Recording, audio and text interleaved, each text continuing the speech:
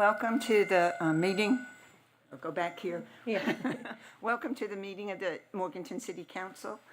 This was to be our February 2nd meeting, but because of the weather, we had to come into the 9th, and we got a good turnout tonight, so that's really, really good. Let me introduce the council. To my right is Chris Jernigan and Keith Rigsby, who is our city attorney, Wendy Cato, Mayor Pro Tem, Sally Sandy, city manager, Butch McSwain, councilman, and Molly McKay, councilwoman. And I'd like to recognize Renee Carswell as the city clerk, and Jesse Loman as the assistant city clerk. And our interpreters tonight are Tiffany Patterson and Ernest William IV. You may want to tell him Ronnie's not here. Oh, the reason that I am here in this position is that Ronnie Thompson is out of town and couldn't be here tonight when the dates were changed. I would, do we have anybody here for public comments, Renee? Okay. Chris, would you lead us in the Pledge of Allegiance? I pledge allegiance to the flag of the United States of America and to the republic for which it stands, one nation, under God, indivisible, with liberty and justice for all. Tonight, Keith Bowman will give our invocation. Apologies, I'm not Pastor Logan, but what I have to do. Let us pray. Lord God, I humbly approach you as a prayer to request for your favor and provision. Lord, you've truly blessed us. I pray that we never take that for granted. We're here, we're upright, we're breathing, and Lord, we're very thankful for that. I pray that you show your favor in the decision making. Lord, I pray that your hand is upon each person here, all those that are making the decisions. And Lord, I pray that it's selfless. I pray that it's thought as in being a servant for you, Lord, and just everything that we approach daily, that you are a priority in our life. And Lord, that we allow you to just work in our hearts and just let us display the love that you do. I am very thankful for your love and grace and mercy that you show us each and every day. And Lord, we live in a place where we're free to do a lot of things, and we're very thankful for that. And I just pray for this city, and I pray that those that live here and those that visit here, Lord, that they're always protected and they're safe. And Lord, I just pray that we always keep in mind that your scripture says that the grass withers and the flowers fade, and Lord, but your word stands forever. And I just pray that we always keep that in mind, that the things of this world are temporary, and Lord, they will fade away at some point, Lord. And I just pray that we lean on your word and your love again, that guides us each and every day. I just thank you for everything that you do for us. Amen. Amen. As we do every year, is we recognize our citizens who have been with us for a long period of time. And tonight I would like to recognize Jeff Beach for his 25 years of service as a concrete finisher in the streets and public works. Jeff could not be with us tonight, but we wanted to recognize him. Also, we have a resolution honoring Tammy Kirkpatrick, who is retiring from the city of Morganton. Again, she could not be here tonight, but I would like to read the resolution. Whereas Tammy Kirkpatrick joined the city of Morganton as an accounting manager in the finance department on March 1st, 2001, and whereas Tammy Kirkpatrick has faithfully served and given of her time and effort for the citizens of the city of Morganton for over 24 years, and whereas Tammy Kirkpatrick retired from the city of Morganton as a member of the accounting division in the finance department on January 2nd, 2026. And whereas the Morganton City Council wishes to officially recognize the contributions of Tammy Kirkpatrick and express their appreciation for a job well done. Now, therefore, be it resolved by the City of Morganton that the mayor presents this resolution to Tammy Kirkpatrick in recognition of her dedicated service and lasting contributions to the City of Morganton. adopted this 9th day of February, 2026. Signed, Ronnie Thompson, Mayor, and Sally Sandy, City Manager. And we need a motion and Wendy, a I second. will make a motion to accept that resolution. Do I have I'll a second? second it. Any discussion? All those in favor say aye. Aye. All opposed? Okay. Under Public Advocacy. Can I start by Yes. thanking everyone? Yes. Can I interrupt you? So before we get into the items listed in the agenda, I just want to say very heartfelt thanks to all the city employees and the folks who prepared for both storms, the ice storm and the snowstorm, who spent a lot of time getting our ducks in a row, ready to respond to what we had, and that goes across every single department. There was no one untouched by it. Would like to give extra shout out to Public Works.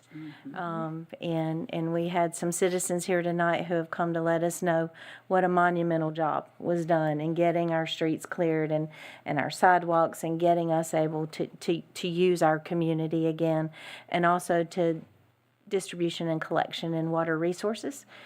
Cold weather is not good for those guys, and they battled quite a few water breaks in the cold weather. Electric must have held their nose just right this time because we didn't get that freezing rain, and we are grateful for that, and a big shout out to everyone. Absolutely. Well, it is my pleasure to recognize the fact that our own Sally Sandy received the recognition 2026. And if you'll tell me those letters, North Carolina North Carolina City and County Management Association. Local Government Manager of the Year. So at this point in time, I'd like to recognize Sally for that effort.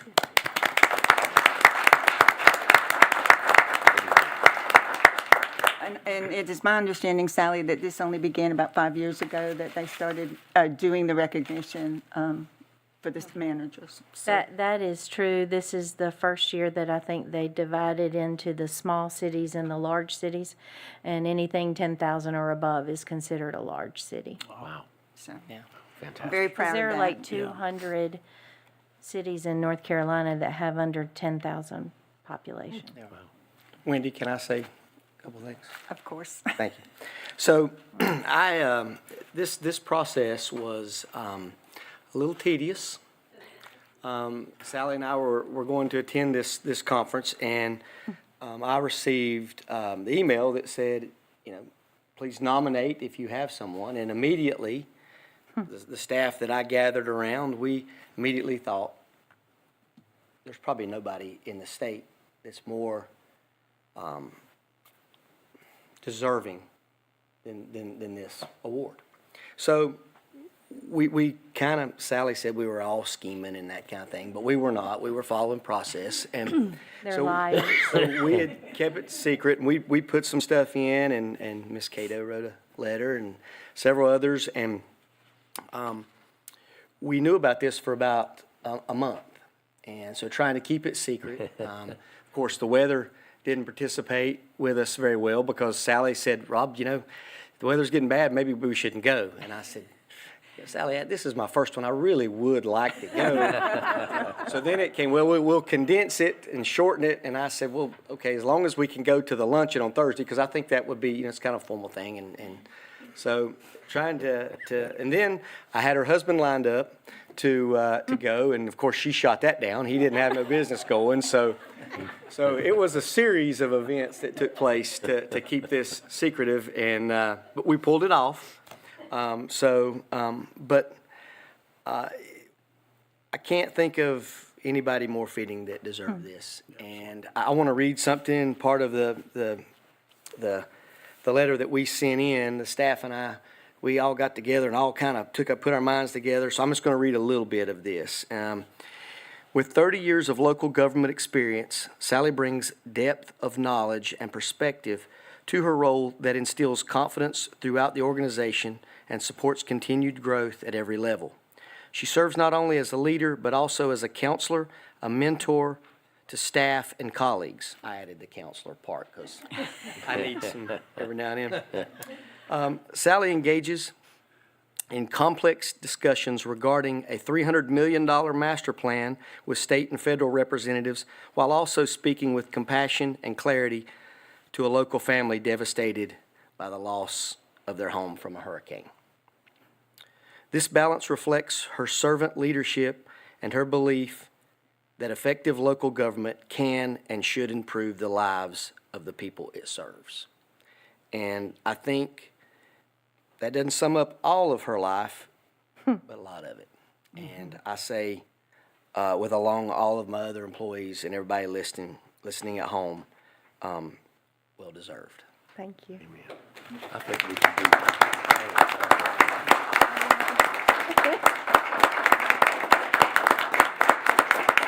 So y'all know I don't do this well. Oh, Lord.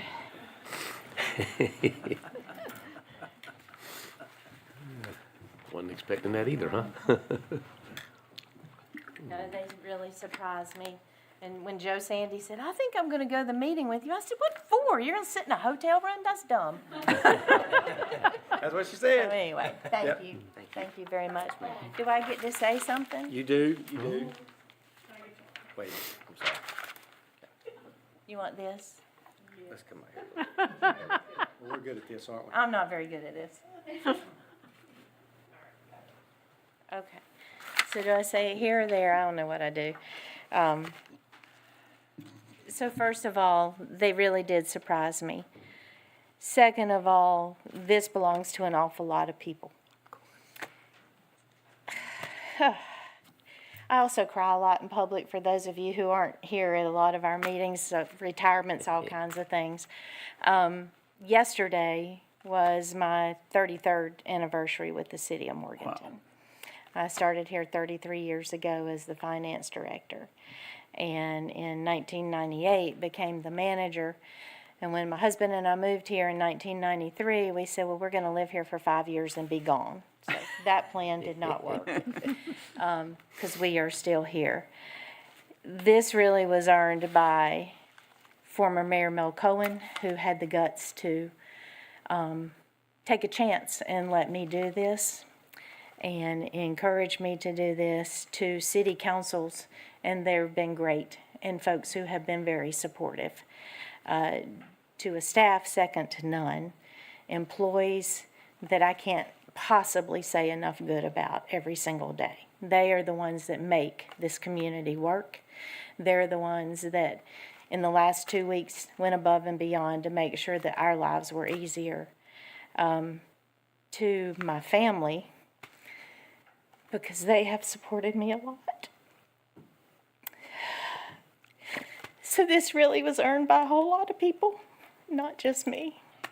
But I'm awfully proud and thankful that I've had the opportunity to be here this long and to continue to serve our community.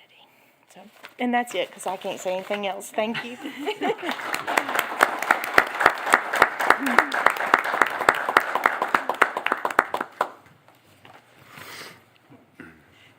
And thank you, Rob, by the way. They didn't give me any of that information. So thank you. Also, I'd like to recognize the fact that we have a proclamation for 2026 Black History Month. Alicia Connelly will be accepting it, but I'd like to read the proclamation, please.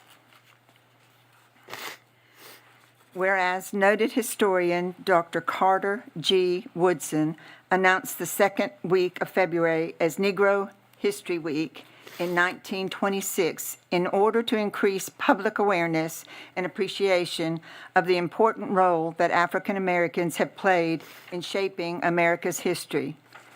And whereas the United States government officially recognized Negro History Week in 1976 as part of the U.S. bicentennial, expanding it to Black History Month.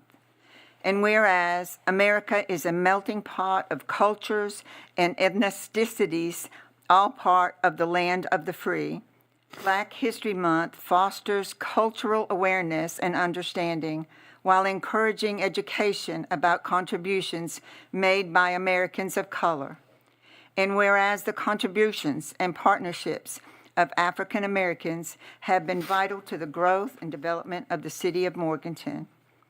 And whereas the theme for the Burke County NAACP for Black History Month is Our Time is Now. The Burke County NAACP was chartered on February 11, 1935. Now, therefore, I, Wendy Cato, Mayor Pro Tem of the City of Morganton, on behalf of the Morganton City Council, do hereby proclaim the month of February 2026 as Black History Month and encourage the local citizenry to participate in the Black History Festival on February 28, 2026. Proclaim this the 9th day of February 2026, and it is signed by Ronnie Thompson, the mayor, and Renee Carswell, city clerk. And Molly will present the proclamation.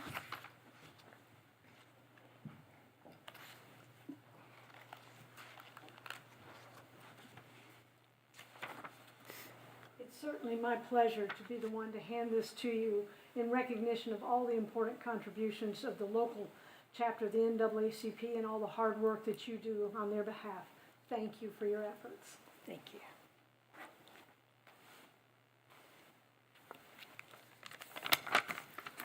Good evening to everyone here tonight, and good evening to the Honorable Mayor Ronnie Thompson in his absence, to Mayor Pro Tem Wendy Cato, to each of you Morganton City Council, and to everyone in attendance tonight.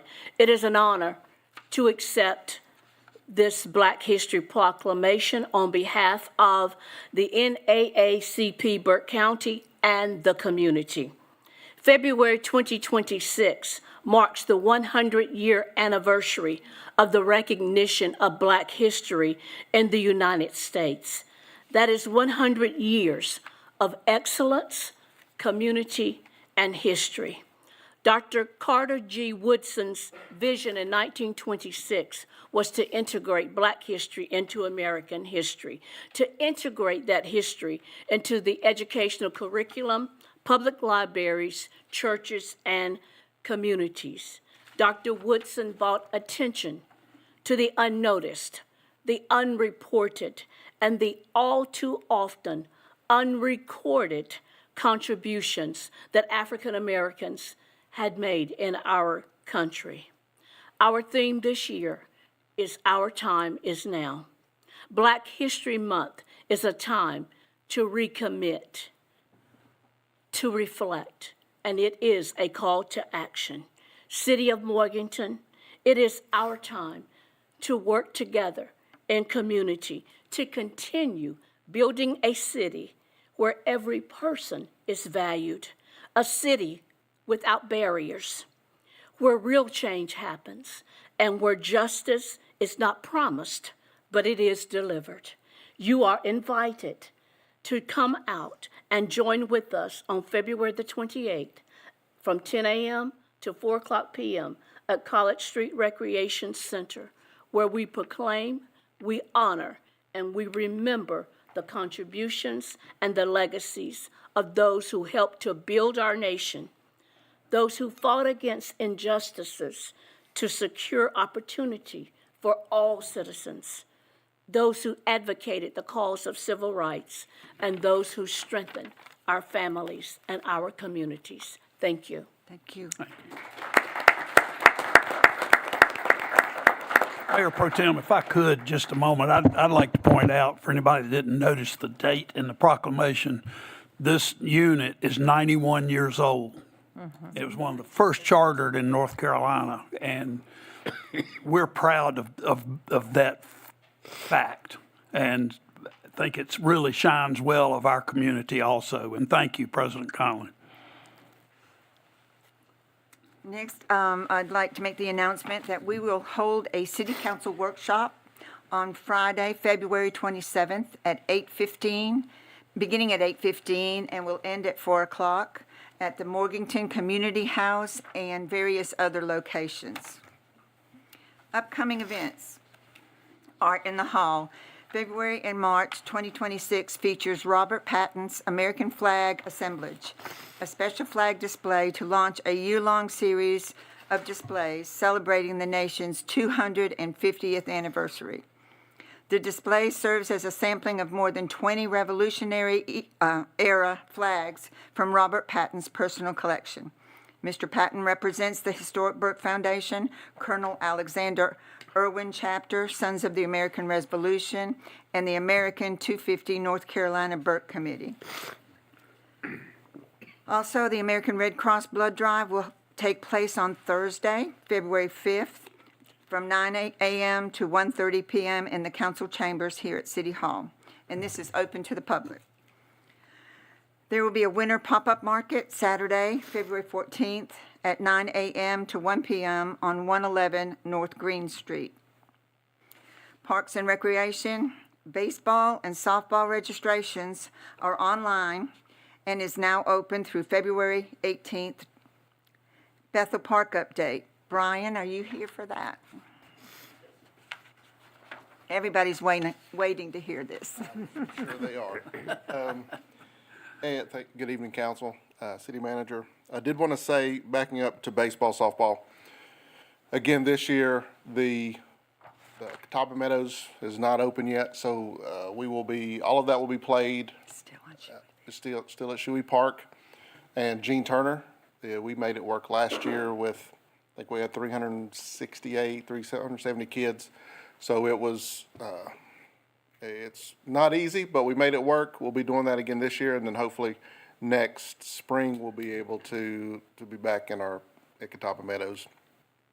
Also, another bit of good news, our playground that was approved a few months ago for Drexel Heritage Park was delivered today, and they've begun installation, so hopefully in the next 2 weeks that playground will be completed and ready for people of the community. And with regards to Bethel Park, we're very close for the interior of the park. Thanks to Wildlands and Baker Grading, the interior of the park, the stream work has been completed. The bridges have been set and are able to be driven on at this moment. The final pieces of that, the electric department has a little bit of work to finish up. We have some finish grading that will need to be done inside the park, and at that point we've got a little bit of signage and some other safety measures we'll put in the park, bollards and some other things like that to keep people out of certain areas. It's still currently closed. We've still got people walking around in there and trying to drive across the bridges, but we're very close.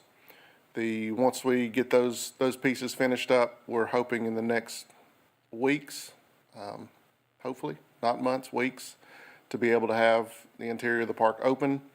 That's a new dog park, 8 pickleball courts, a futsal court, some resting benches with shade, and a new playground. So it's very close. And walking track. And the walking track. The walking track is approximately a half a mile. So it's due to some of the stream work that had to be done. It was originally about 3/4 of a mile, but it'll be half a mile. And the final piece of the whole project are the bathrooms. That park we will open before the new bathrooms are done. We'll still have the bathrooms up on the hill.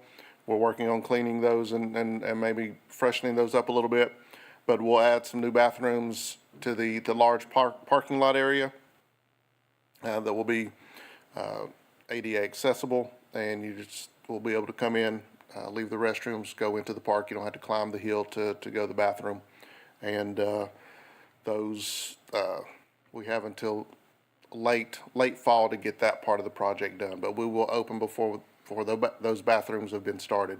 But again, we're very close to Bethel Park being opened.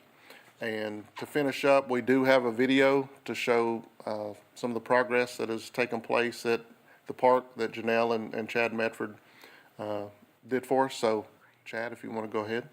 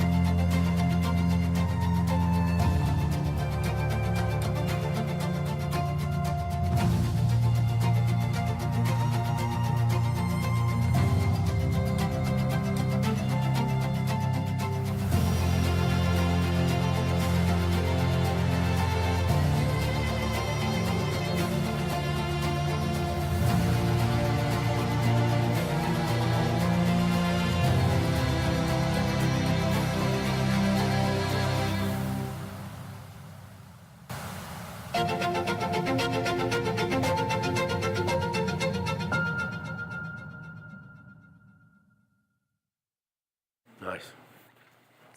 Do you guys have any other questions about Bethel before we? Thank you for all your hard work. Absolutely. It wasn't just me, it was a team effort. Oh, I know. There's some in this room and some that aren't, but it has been, it's been fun. Thank you. And the last thing is at Comma on Friday, February the 20th at 7:30. Cirque Flip Fabrique. It's called Blizzard. I can recognize that one, Blizzard. And so if you haven't gotten your tickets, please go ahead and get your tickets then, now. Sally, is there anything on the Municipal Power Agency? Nothing but rate committee is meeting to get budget numbers together. Okay, next is our consent agenda. All items below are considered to be routine, so Sally will go over them, and if, should any of the council want anything removed after she goes over it, that would be the time that we do that.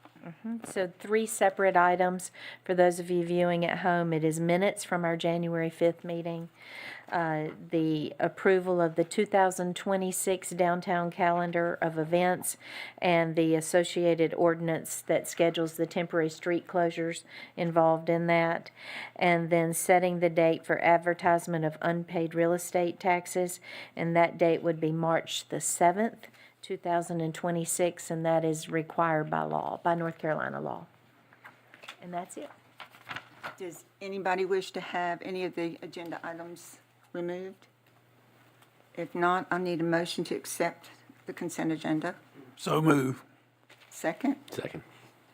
any discussion? All those in favor say aye. Aye. Aye. Opposed? Okay, now we go into new business. Okay, the first item is the consideration of approval of a resolution and ordinance amending certain downtown parking. Oh, we gotta do the public hearing Oh, I'm first. sorry, first. Sorry. Sorry. Yeah, that's okay.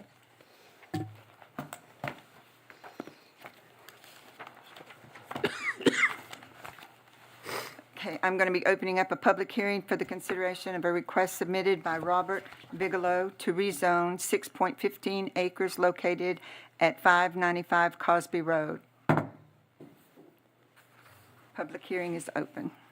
And Madam Mayor Pro Tem, if I may, I'd like to place on the record the fact that my husband, Peter Wallace, serves on the Planning and Zoning Commission that previously reviewed this application. I personally, and neither he nor I have any personal or financial interest in this property, so my putting this on the record is merely to make it an effort at transparency.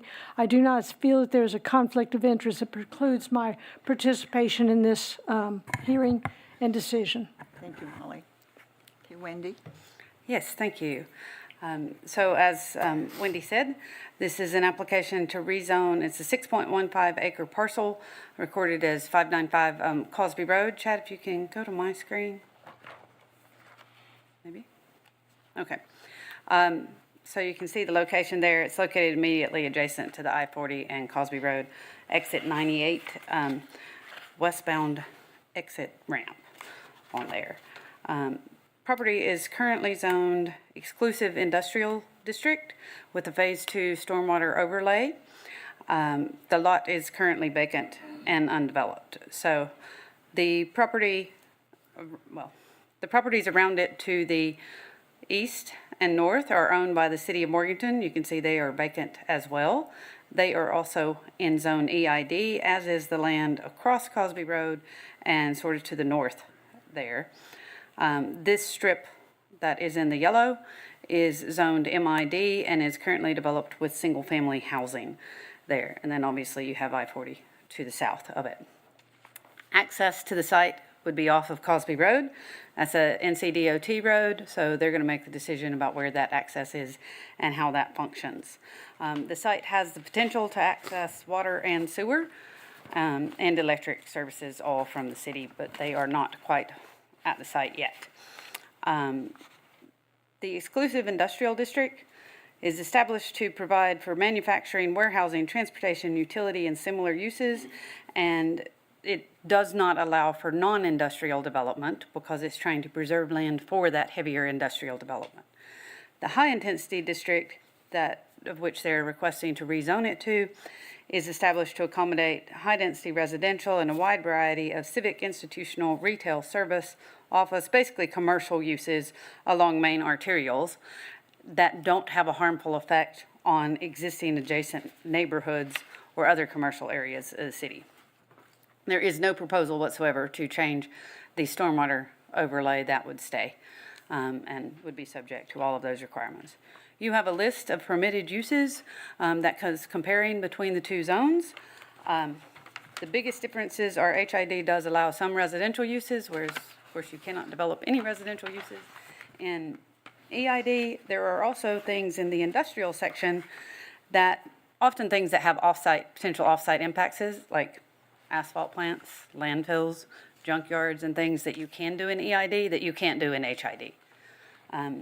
HID likewise allows for some commercial uses that you can't do in EID. So you can't have a restaurant in EID. You can't have any type of retail uses and stuff in EID, but you can in the HID. Interestingly, manufacturing, processing, and assembly uses are allowed in both zones. So the Greenworks plant across the street or facility would be allowed in either zone. The difference is that in EID, you can do those activities outside an enclosed building, whereas in HID, they must be inside a fully enclosed building. So, well, I won't give you other examples. You can think of them around town as to what might be affected and what might not. You can also see in your packet the differences in minor differences in setbacks and things that would be allowed in the different zones that obviously mirror the types of uses that are allowed on those parcels. The city's, imagine Morganton comprehensive plan, Chad, if you can go back to my screen briefly, did leave this site as EID. I will say that when we did the future land use map, this was one of the hardest areas in the city for us to determine what should it be in the future, largely because the utilities aren't there now. And we kind of needed to wait on a project for somebody to come in and say, hey, we're going to do this, because the developer extends the utilities there to determine what may or may not be the best use of that site. We left it EID to, again, preserve some of that industrial land. What the applicant, what we understand they want to do is a truck stop, convenience store type location, and possibly with then some restaurant uses that would pair with the truck stop. So a truck stop could be done in either zone. So we're not really talking about that part of it. We're talking about the ability for them to pair it with a food offering or light retail uses that would not be allowed in EID. You don't really want to take the general public to a place where you have big trucks and stuff all going in and out, like across the street where the Caterpillar plant and the Unix plant and all of those things are. You don't really want them wandering around because there's a great sandwich shop in there, or there's a bank in there or something. But on the corner of an interstate interchange, that might be where you'd like to find some of those uses. Importantly, if you do choose to rezone it, you do have to make that specific statement that it is inconsistent with the comprehensive plan, and then the map and the comprehensive plan gets changed as well when you rezone it.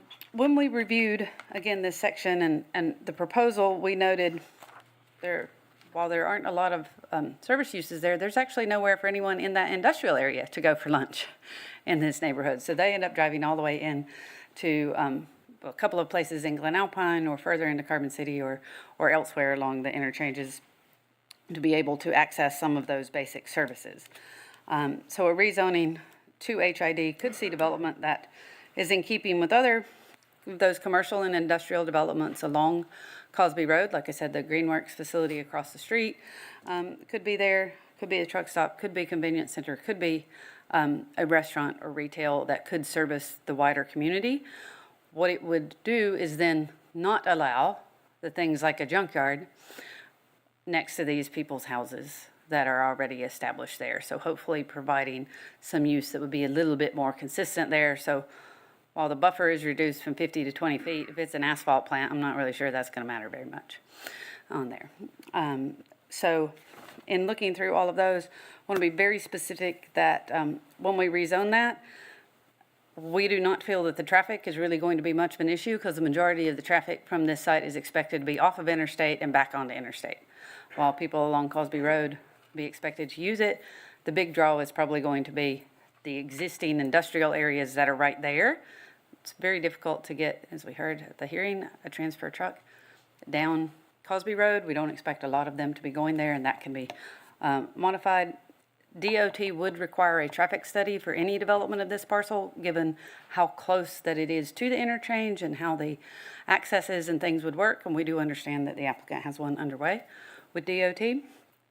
And implementation of any proposed updates to roadways, et cetera, would be at the developer's expense in order to meet those DOT requirements. Staff and P&Z unanimously supported the recommendation to undertake this rezoning from EID to HID for those reasons listed in your packet. We did receive one comment by email that you guys have in your packet. It dealt mainly with traffic and speeds of vehicles along Cosby Road, not really related to the rezoning of this particular parcel, and we have made public safety aware of those concerns about the speeding if it exists along that road. So that is my proposal. Encourage you to read that, or I'm sure you have read that piece in your packet. I'm happy to let the applicant or anyone else speak, or if you have any questions for me to begin with. Yeah, you're ready for. All right, is there anybody here that would like to speak for or against? Yes, sir. Please state your name and your address, please. Sure. My name's Patrick Bartholomew. I live at 511 Cosby Road, where I've lived for the last 14 years. I'm not really opposed to this, but the concern that I have living on Cosby Road, because it happens now, despite what people are saying about this, is probably 4 to 5 tractor trailers drive past my house every single day down Cosby Road. And there have been numerous times when I have been driving on Cosby Road past my house where I've met a tractor trailer who's coming through the curves and he's in both lanes. And he might be apologizing, but at the same time, I have a 16-year-old grandson who's learning to drive who's just about to get on the road. And when he comes across that, I'm not sure he's going to know what to do. Plus, I'm not sure he needs to know what to do. That tractor trailer is supposed to be in his side of the track. I would be concerned that the roads as they currently are barely support the traffic that's on them now, including the heavy trucks that drive on them. Because a lot of tractor trailers do drive on them, is what we can do to prevent that from happening. Right now, there's a silly little sign there that says, large trucks, tractor trailers not recommended beyond this point. Well, you know who pays attention to that? Nobody. They all go right on past it anyway. They drive right past our house. And several times, folks have gotten to the point with their big trucks that they've had to back up and turn around and come back, which causes a lot of traffic hassles when that happens. But every day, and I'm retired, so I'm home a fair amount, I see this, trucks are traveling up from the interstate because I'm pretty sure Google tells them, oh, this is a way you can get into Morganton. It's a major access into Morganton. And so they take it because they don't live here. But they come right by, and it doesn't bother me to come by my house. What bothers me is that the road is not designed to handle vehicles of that length. And so far, I haven't heard anything that says there's something in this plan to say traffic can't turn right out of this to go down that road or prevent it, as well as the damage that has been done to this road because it's not designed to be a road past Greenworks where tractor trailers are expected to be driving on, and yet they do. And so we see the roads breaking up and cracking and all the rest of that, and I'm sure that's not high on the priority of what roads need to be refinished or refixed. But those are the concerns that we have as people who lived right there in that area, that so far we haven't seen or read or heard anything. So I'd be interested to hear what plans are in place to ameliorate that. But right now, I'm not aware of anything that would do that. But I really don't want those tractor trailers coming down there because I don't think it's fair to people driving on that road who live in there and who drive on it on a regular basis. So Thank you very much. Is there anybody else?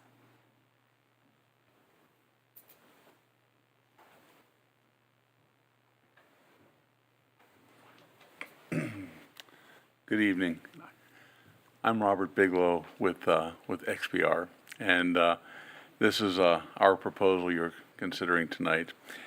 You know, in response to the gentleman's concern, and I understand it extremely well, the traffic that we're seeing, the traffic patterns that we've been studying through JMT and through Kimley Horn on this particular site have been in place for some time. And in talking to Greenworks and some of the surrounding groups that have trucking, nobody wants to use Cosby Road as an access into the city of Morganton. Unfortunately, I think Google directs many people down that road mistakenly.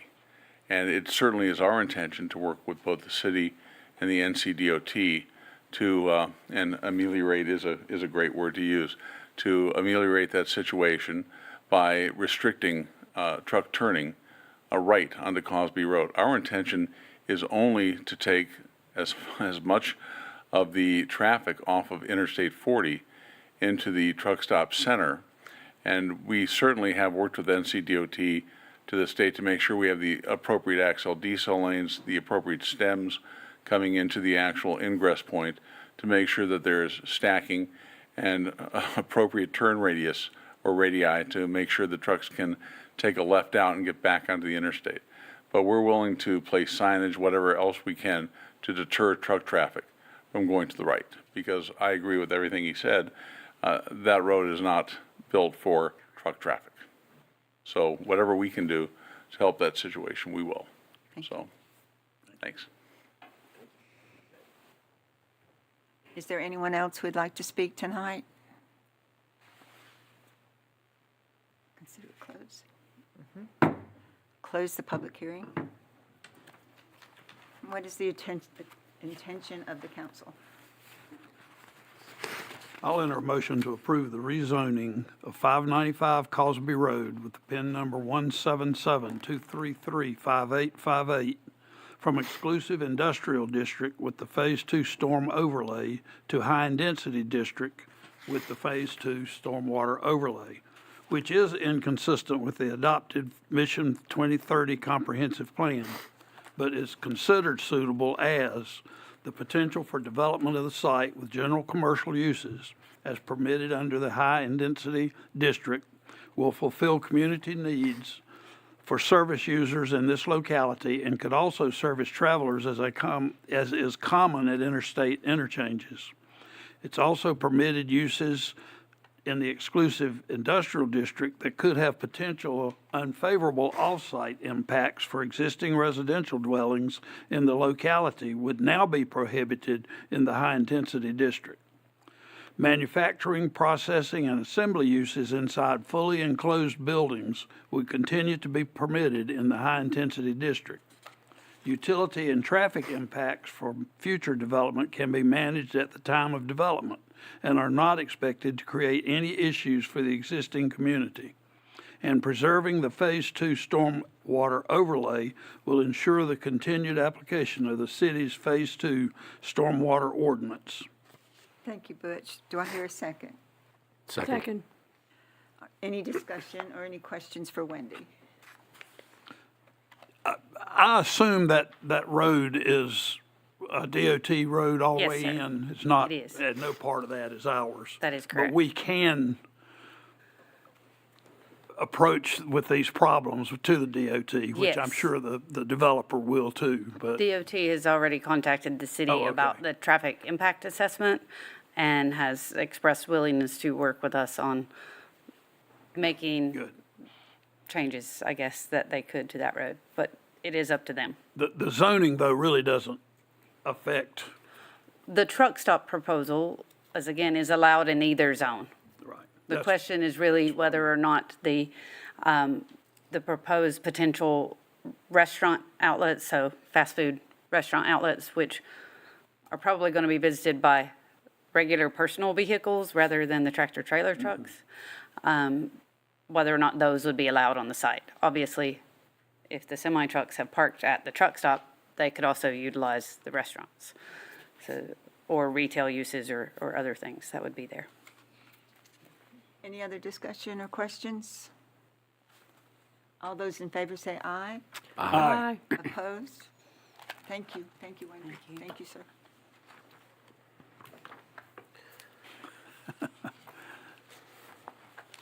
Time for Sharon then. Next on the agenda is the consideration of approval of a resolution and ordinance amending certain downtown parking regulations. I didn't want to miss a month. So we continue to find the challenges. 100 block of North Green Street had been set as really all-day free parking for a number of years, mostly because it was pretty limited in the business, with businesses and any kind of retail. But that has changed, and people are actually trying to park where there is free parking. And so unfortunately, a lot of those folks have moved to 100 North Green, so now they're taking up all their customer parking of the businesses there. I would reiterate that those folks can park in the 200 block of North Green Street, the businesses. They both on street and in the public parking lot that we operate. There is also parking behind the movie theater, and I wanted to make sure that it goes on record. We will double check that all the lighting is working behind the movie theater, that it's bright, so bright that it perhaps bothers you. So, but we understand some concern, but I think overall it's more in keeping, and so we're asking that the 100 block stay at 3 or come back to 3 hours. It would match the block opposite that in the same distance from the courthouse square. Okay, my question, Sharon, if I could, the proposed amendment addresses the one location, the 100 block of North Green Street. It says this block is located more than 2 blocks from the square. It's a miswriting then. Okay. I'm sorry, it's just, I wrote it wrong. I just wanted to make sure I recognized which block we were talking Yeah, about. it is the first block, and, Okay. and if and when Cottonwood gets completed, that's gonna put a lot more impact in there for customer needs, so, yes, I apologize. Okay, thank you. I just wanted to make sure I understood which square, which block we're talking about. Absolutely. What is the wish of council? I'll make a motion to approve a resolution approving the recommended amendments to downtown parking regulations. Do I hear a second? Second, Any discussion? All those in favor say aye. Aye. aye. I need a second motion. I'll enter a motion to adopt an ordinance amending Appendix 1 of the Code of Ordinances to remove all-day free parking designations and replace with 3-hour parking designations on both sides of the street in the 100 block of North Green Street. I hear a second. Second, Any discussion on this? All those in favor say aye. aye. Opposed? And Sharon, will this go out in an email to the group? Okay. Next is the consideration of approval of an amendment change order number 5 and approval of a budget amendment for the Silver Creek Pump Station Improvement Project. Sally? Yeah, we didn't want to have a month where we didn't talk about Silver Creek, and so Brad is here He started before the parking. to give us the update. Absolutely. It just wouldn't be a council meeting without talking about Silver Creek. After Hurricane Helene, there was obviously a need to get a lot of the equipment and electrical panels that were inundated with floodwaters raised and elevated. So that part was designed. However, we needed to get it a little bit higher and make it a little larger than what was originally designed prior to Hurricane Helene. So with that, we were going to have to relocate the structure, and there was only, it's a relatively small site anyway, so we were limited where we could put it. There was an old storage building that was on the site, and figured that would be, we could just demolish that and put it there. Well, during the construction, we found out that there was an old abandoned wet well structure and pump station probably built back in the 50s or the 60s. It wasn't on any of the maps that we had, and none of the staff with the city knew that it was there. It was kind of concealed. The flooring inside the building, when the construction was being done, they peeled away some of the flooring, and we see this void. And it was a large void. You're talking roughly 20 by 20, 20 feet deep. It's going to be a huge undertaking, and we were going to have to fill it, and it was going to be a nightmare. So what happened was we wanted to look at alternate sites, and we did a cost assessment. The engineer looked at it, and we did a cost-benefit analysis and realized that if we were to move a little north, a little south of the proposed site, we were going to be looking at a lot of utility and stormwater infrastructure, and that was going to be pretty cost prohibitive. So with that being said, the engineers and the geotech folks, we were able to look at just moving it ever so slightly to the north, which would eliminate any utility relocation and only a partial demolition and backfilling of that void where that abandoned pump station was. So that is what this change order is for, is to bolster that electrical platform in a slightly different location. And it was just the gift that keeps on giving. It is. And the dollar amount for the change order is $252,341.24. So, Do I hear a motion? I move to approve the change order number 5 to the existing contract with Brushy Mountain Builders for the construction of the Silver Creek Pump Station Improvements Project. The amount of this change order is $252,341.24, bringing the new contract total amount to $6,762,189.25. Do I hear a second? Second? Any discussion? So next month, we'll go over the 7 million mark probably. Well, you don't have to answer that. Hopefully not. The question I have is, though, if you're, I won't. will the void be completely filled, or you just said it would be moved slightly? Will there still be this big hole there? Partially, the electrical platform, the structure that's going to have all that equipment to get it out of the flood zone, that needs to be just partially moved, because the structural analysis said that when that sits on top of that complete void, there was going to have to be a lot of restructural engineering for that. So in order to eliminate that piece, we were able to move it a little to the north, and it will only be a partial backfill. So the cost will be substantially decreased. that's But- right. Half the hole is gonna be open then, okay. Yeah, and that's just, it's amazing how much fill was gonna be required. And again, the structural integrity of that platform sitting on top, we needed to make sure that it was really super fortified, and moving it a little bit made all the sense in the world, so. Any further discussion? All those in favor say aye. Aye. I need another motion. And let me, so we have two sources of funding. We have $97,254 still in contingency for this project. And so we recommend moving that into the construction line item and using it first. And then the remainder, $155,088 from the wastewater fund to the Silver Creek Project Fund. Need a motion? Make a motion to approve a budget amendment transferring funding in the amount of $155,088 from the wastewater fund to the Silver Creek Project Fund, and transferring funding in the amount of $97,254 from contingency to the construction expense account for change order number 5, totaling $252,342. A second. I'll second. Any discussion? All those in favor say aye. Aye. Opposed?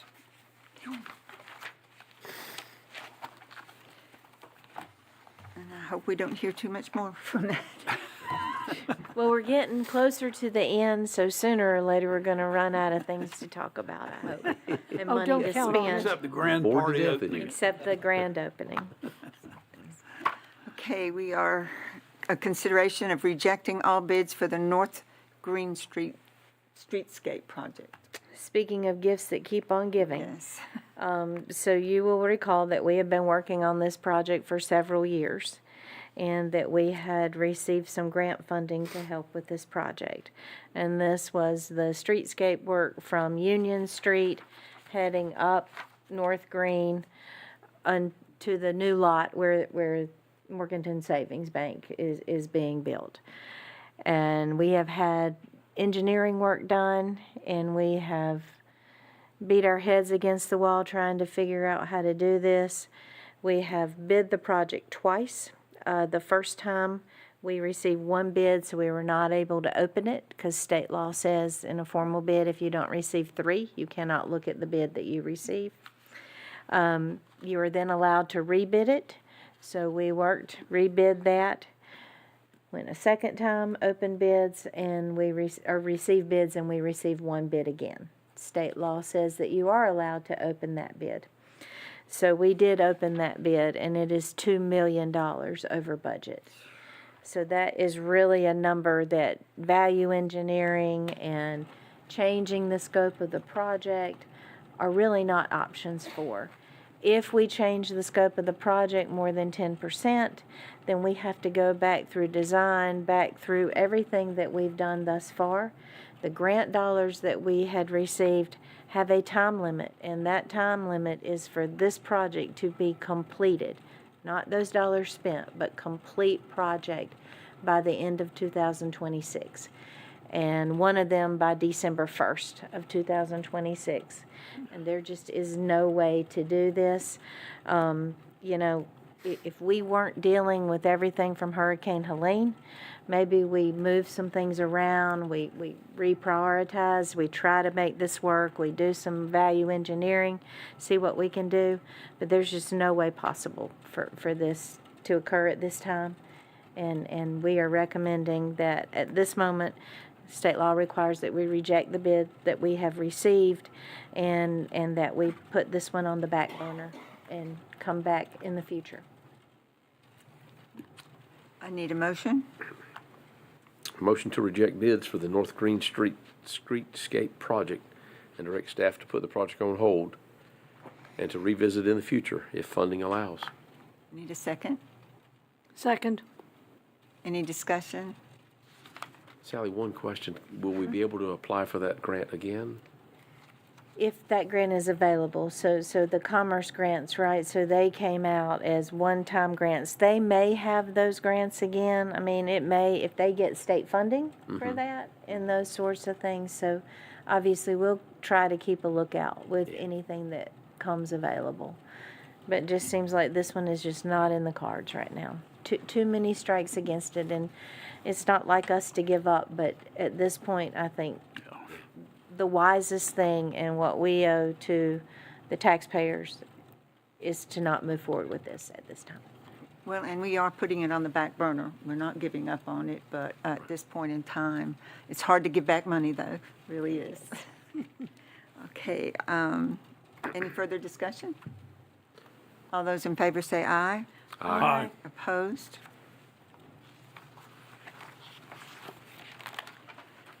Okay, consideration of award of contract for the River Village Boardwalk Replacement Project. Sally? So I think Rob is going to talk Rob's gonna about do it, that that's tonight. right. Yes, so I think anyone that's been familiar with our Greenway system knows how important this project is. It is a joining link between two Greenway sections that connect park systems on both sides. Without it, it is basically would alter the route and the path of the Greenway. It's also very important to the revitalization and the build back of the businesses along this river corridor. And just to tell you a little bit about what's involved with this, this will include installation of new concrete foundations with helical piles, reinforced concrete retaining walls, concrete abutments, concrete wing wall. The boardwalk will be constructed of plastic lumber for joists, decking, and railing. Railing panels are weld wire mesh panels with steel posts for railing. There'll be erosion control measures, safety precautions taking, fencing, riprap to dissipate for outlets of water and stormwater. Also, amenities on this will include benches and chairs that will sit on the deck, bike racks, bollards, bollard gates. It's going to be lighted with fencing and extensive landscape. So one thing that I hope you heard out of that description is low maintenance. The build back of this is designed to utilize plastics, metals, and supportive inventory materials that will be less likely to be damaged in a flood, fungus, bacteria, things that grow on wood. Hopefully we'll eliminate those in this project. Staff is requesting that we went out in formal bid. We had 3 bids that came in. The lowest responsible bidder was Wilkie Construction in the amount of $2,793,389. Staff is recommending a 5% contingency with that for $140,000, bringing the total to $2,933,389. And I'll be happy to answer any questions or anything if you have any. And we have $1 million in grant funding from the Department of state. Commerce. And from the Small Department of business. Commerce for the small business program that they had put out and we applied for. And then we're certainly pursuing FEMA for the remainder of this. Correct. Another reason for the change in product and the way that this is being done to hopefully add resiliency to it for the future. Mitigation, yes. Rob, I do have one question. The, excuse me, the decking surface, the basically plastic lumber joist, decking, railing, so forth. Some of the plastic decking sources can be very slippery when they get wet. What would be the, what type of material is this? Is it going to have that risk of being slippery when it's wet? So if it has rained and it's wet or so we don't run into a slip and fall situation? Yeah, so we looked at that, and all of the materials, including wood, offer there is the consequences of a slippery surface. Sometimes you just can't, especially in shaded areas. That was the continuing issues we had, was the shaded areas in the wood would get mildew on them and they would be constantly slick. This material that we've looked at and spec'd out has a texturing. It almost looks like a wood. It's got a texture into it that almost imitates the grain of wood. So it's designed to be as least slippery as possible. So we feel pretty good about it. Overall, standing water in some areas until it dissipates can always be an issue, but for the most part, we feel this product is, if not better than wood. Thank you. Yeah, sure. Rob, I think we all, anybody that used that regularly saw the splitting of the wood. Yes. The splinters, the Yes. warping. Yep. And this should alleviate that. 50-year. And they have really brought that product Yeah. a long ways. They have, and the ability to utilize the support structure made out of the same material also saves the fact of your top surface being a 50-year warranted surface and your under support rotting. Yeah. So we don't have that issue with this, along with, like I said, the concrete and the helical pile structures. This is designed to weather Mother Nature's issues in the future, and a lot more so than what we had. Yeah. And we looked at a variety of products and had our engineers helping us to look at that and to look at warranties, to look at how it had been used in several of the plastic type products. Rob, what kind of time frame are we looking at?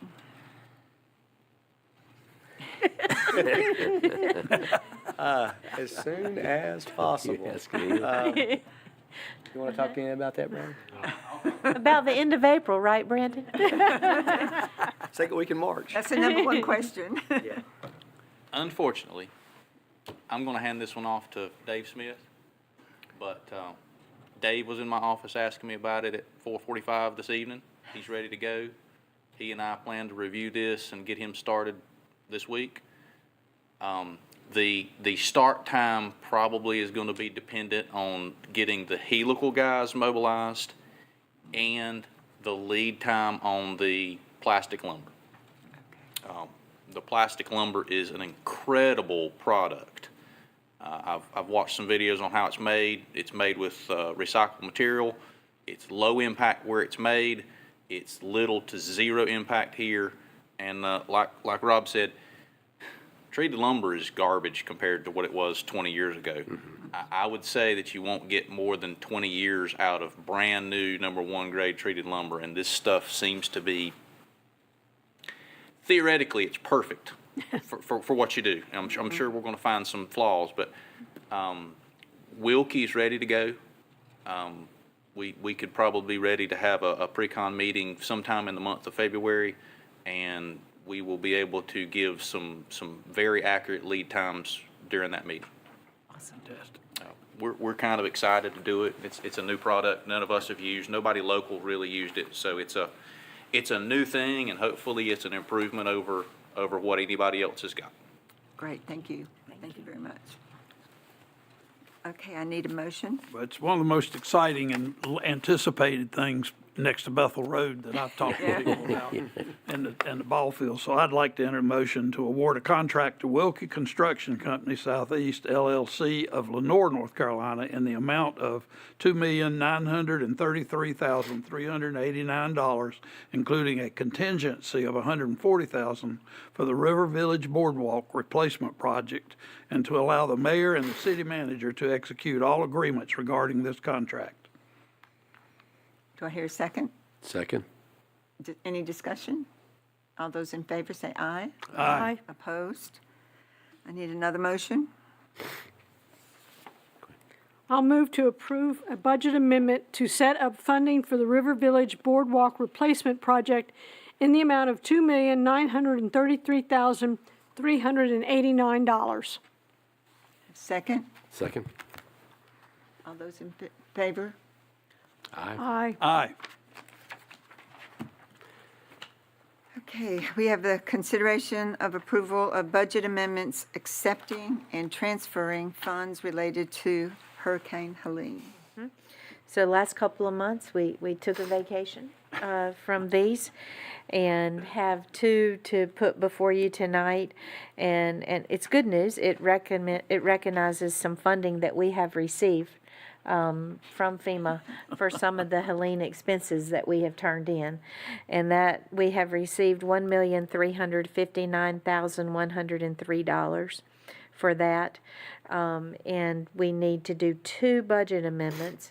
One recognizes receiving that, and then the second one transfers that basically to the Helene Capital Projects Fund. You Okay, want to receive some money? would you Oh, please give me a motion? Generally, I do. We're all waiting on you, Butch. I'd love to move for budget amendment to receive FEMA funding reimbursement in the amount of $1,359,103 for the Helene Special Reimbursement Fund. This reimbursement includes $286,435 for wastewater emergency expenditures and $1,072,668 for various projects. That doesn't feel as good if we hadn't already spent the money. I know. Yeah, but it is nice to be It's getting. still a good thing. Do I hear a second? Second. Any discussion? All those in favor say aye. Aye. Opposed? I need a second motion. I'll make a motion to approve a budget amendment to transfer $1,359,103 to the Helene Capital Projects Fund. Second. Second. Any discussion? All those in favor say aye. Aye. Opposed? And we have. And I can report one other thing I'd like to. So we've talked a lot about our electric restoration that happened back in October Yes. of 2024. We have finally received notification that we believe that has gone all the way through the FEMA process.